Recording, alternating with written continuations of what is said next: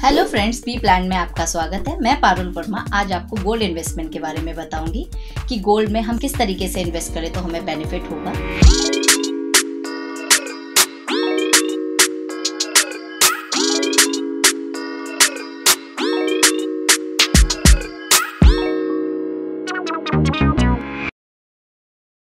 देखिए, गोल्ड में इन्वेस्टमेंट करने से हमेशा ही बेनिफिट हुआ है क्योंकि हर साल गोल्ड का प्राइस बढ़ा ही है। अगर हम पिछले आंकड़ों को देखें तो आपको अंदाजा लग जाएगा कि कितना इंक्रीमेंट हुआ है। मैं आपसे अपनी लाइफ का एक इंसिडेंट शेयर करती हूँ। आज से 10 साल पहले मैंने एक गोल्ड रिंग परचेज की थी। जब मैंने परचेज की थी उस टाइम गोल्ड की कॉस्ट 20,775 रुपीज थी 10 ग्राम की। अब 10 सालों बाद 10 ग्राम गोल्ड की कॉस्ट 48,000 हो चुकी है। तो इससे आपको अंदाजा लग रहा होगा कि 10 सालों में डबल से भी ज्यादा का बेनिफिट हुआ है। जिन लोगों ने अगर 2011 में इन्वेस्टमेंट के पर्पज से अच्छा खासा गोल्ड परचेज किया होगा, उनको आज कितना बेनिफिट हुआ होगा। तो इससे हमें अंदाजा लग रहा होगा कि हम गोल्ड में इन्वेस्ट कर सकते हैं। हर इंसान को अपनी इन्वेस्टमेंट के पार्ट में से थोड़ा बहुत पार्ट गोल्ड में इन्वेस्ट करना चाहिए। अब किस तरीके से इन्वेस्ट करें, कैसे इन्वेस्ट करें जो हमें बेनिफिट होगा। गोल्ड हमारी इंडिया में एक इन्वेस्टमेंट का ही पार्ट नहीं, एक लाइफस्टाइल का भी पार्ट है। शादियां होती हैं तो लोग लड़की को देने के लिए गोल्ड परचेज करते हैं, बहू को देने के लिए परचेज करते हैं, या फिर किसी को गिफ्ट करना है तो भी वो एक स्टैंडर्ड समझते हैं कि मैंने गोल्ड गिफ्ट किया है, या फिर वो लोग परचेज करते हैं अपनी इमरजेंसी में यूज करने के लिए। कुछ लोग तो गोल्ड अपनी लाइफस्टाइल बना के चले हुए हैं कि भाई हमको ये ज्वेलरी पसंद है तो हम गोल्ड की ही ज्वेलरी पहनेंगे। बहुत से तो ऐसे फेस्टिवल्स भी हैं जो कि गोल्ड परचेज करके ही शुभ मानते हैं लोग। अक्षय तृतीया है जिस दिन गोल्ड परचेज करना शुभ माना जाता है। धनतेरस वाले दिन भी लोग गोल्ड परचेज करते हैं। तो ऐसे बहुत सारे मौके हैं जहां पर हमारे इंडिया में गोल्ड परचेज किया जाता है। लेकिन अब हम उसको गोल्ड को परचेज कर रहे हैं, अगर हम उसको अपनी लाइफस्टाइल के, अपने शौक के लिए ज्वेलरी के फॉर्म में परचेज करें तो उसको आप इन्वेस्टमेंट का पार्ट नहीं समझिए। इसमें बहुत सारा डिफरेंस है कि वो इन्वेस्टमेंट क्यों नहीं हो सकता, क्या रीजन है, ये मैंने आपको इससे पहले वाली वीडियो में आपको एक्सप्लेन किया है। अभी हम बात कर रहे हैं कि गोल्ड में इन्वेस्ट किस तरीके से करें। जब स्टॉक मार्केट डाउन जाता है उस टाइम पे आप देखेंगे गोल्ड की कॉस्ट बढ़ती है। तो जैसे ही स्टॉक मार्केट डाउन जाता है वैसे ही लोग गोल्ड परचेज करने लगते हैं कि अब मुझे गोल्ड में बेनिफिट होगा। लेकिन अगर हम थोड़ा पार्ट गोल्ड में भी इन्वेस्ट करके रखेंगे और थोड़ा स्टॉक में भी इन्वेस्ट करेंगे तो हमें कभी भी लॉस नहीं होगा, क्योंकि एक डाउन होगा तो एक अप होगा। तो आपका इन्वेस्टमेंट एक बैलेंस बना के चलेगा।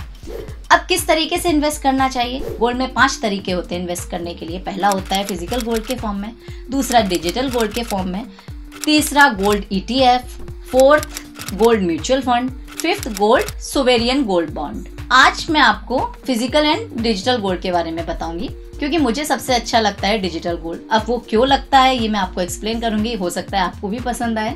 देखिए, फिजिकल गोल्ड अगर हम परचेज करते हैं तो उसके लिए हमें शॉप पे जाना पड़ता है। फर्स्ट थिंग हम ये देखते हैं कि हमें मिनिमम 1 ग्राम लेना है या 0.5, मिनिमम 1 ग्राम आपको परचेज करना पड़ेगा। एक क्वांटिटी है, इससे कम का आपका गोल्ड मिलेगा नहीं। 1 ग्राम भी आप लेंगे तो हो सकता है आपको शॉपकीपर एंटरटेन ही ना करे। सेकेंड थिंग, आप उसकी प्योरिटी को लेके ये कितना % प्योर है। ज्वेलरी अगर आप ले रहे हैं तो 22 कैरेट होगी, और अगर आपने गोल्ड बार लिया है तो वो 24 कैरेट हो सकता है, लेकिन उसमें भी आपको प्योरिटी पे भी डाउट हो सकता है। थर्ड थिंग, परचेज कर लिया, अब उसको रखेंगे कहाँ। घर पे रखा तो वो सेफ नहीं है। सेफ्टी पॉइंट ऑफ व्यू से भी डर रहेगा कि घर पे रखा है तो आप उसके लिए लॉकर लेंगे, उसमें भी आपको साल का खर्चा आएगा। फोर्थ थिंग, आप उसको जब सेल करने जाएंगे तो वो उतना आपको रिटर्न नहीं देगा, उसमें आपके मेकिंग चार्ज कटेंगे। अब आप बताइए, अगर आप कोई इन्वेस्टमेंट के पर्पज से कोई मेटल ले रहे हैं, कोई भी इन्वेस्टमेंट के पर्पज से कोई एलिमेंट ले रहे हैं, अगर उसमें आप मेकिंग चार्ज दे रहे हैं तो क्या ये सही है। भाई मैंने तो इन्वेस्टमेंट के पर्पज से लिया है तो एटलीस्ट जो मैंने लिया है उसमें मुझके बढ़ के ही मिलना चाहिए मुझे। उसमें अगर आप मेकिंग चार्ज दे रहे हैं तो वो इन्वेस्टमेंट का तो पार्ट हुआ ही नहीं। तो फिजिकल गोल्ड में आपको मेकिंग चार्ज भी देना पड़ता है। तो ये सारे ड्रॉबैक्स हैं फिजिकल गोल्ड के। हाँ, लेकिन एक चीज कॉमन है जो फिजिकल गोल्ड और डिजिटल गोल्ड में सेम है कि दोनों को ही परचेज करेंगे तो आपको 3% GST देना होगा। अब डिजिटल गोल्ड किस तरीके से बेटर है। देखिए, सबसे पहले डिजिटल गोल्ड अगर आप परचेज करना चाहते हैं तो डिजिटल गोल्ड के लिए आपको कहीं जाना नहीं है। दिन में, रात में 24 आवर्स कभी भी परचेज कर सकते हैं, कभी भी सेल कर सकते हैं। सेकंड थिंग, सबसे बेस्ट थिंग कि आप उसको 1 रुपए तक का भी परचेज कर सकते हो, मैक्सिमम कितने भी अमाउंट का। भाई बहुत से स्टूडेंट हैं आज के टाइम में जो कि 12th में आए नहीं और उन्होंने अपनी सेविंग स्टार्ट कर देते हैं। आजकल के बच्चे बहुत एक्टिव हैं, स्टार्टिंग से ही सेविंग करने लगते हैं। तो अगर उनके पास 500, 1000, 2000 है तो वो भी वो गोल्ड में लगा सकते हैं इजीली। 1 रुपए का भी परचेस कर सकते हैं और मैक्सिमम कितने भी अमाउंट का। तो जिनके पास पैसे कम हैं जो कम पैसों में इन्वेस्ट करना चाहते हैं, या फिर वो ऐसा कर सकते हैं कि हर महीने जब मेरी सैलरी आएगी 1,000 रुपए या 2,000 रुपए या 10,000 रुपए एवरी मंथ गोल्ड में डालूंगा या डालूंगी। सपोज आपने एक डेट फिक्स कर ली कि मैं एवरी मंथ की 10th को मैं गोल्ड परचेज करूंगा या करूंगी, तो आपने क्या किया कि ये मंथ में गोल्ड परचेज किया, सेम डेट को नेक्स्ट मंथ अगर आप परचेज करेंगे और इस तरीके से आप एवरी मंथ करेंगे तो ये कंपाउंडिंग इंटरेस्ट का फॉर्म देगी, आपको उसमें ज्यादा बेनिफिट होगा। तो अगर आप एवरी मंथ अपना इन्वेस्टमेंट गोल्ड में करेंगे कुछ अमाउंट का, तो उससे आपको अच्छा खासा रिटर्न मिलेगा।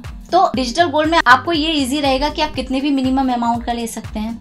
थर्ड थिंग, प्योरिटी की बात करें तो 99.99% प्योर होता है और आपको ये 24 कैरेट गोल्ड मिलता है। फोर्थ थिंग, आपका कोई स्टोरेज चार्ज नहीं है।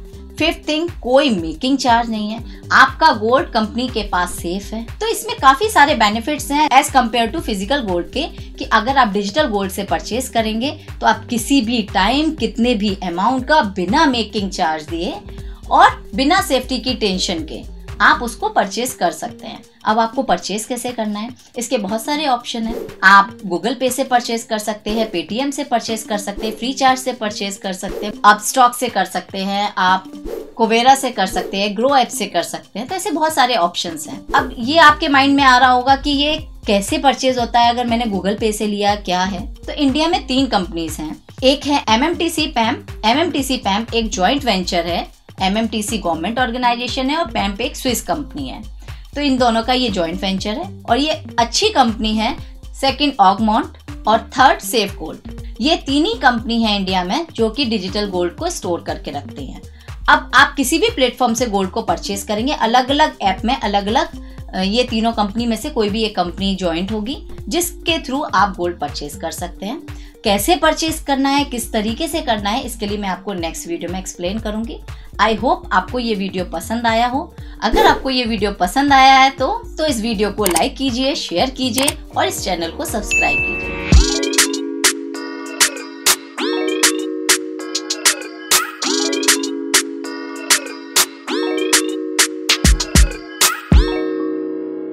Thank you.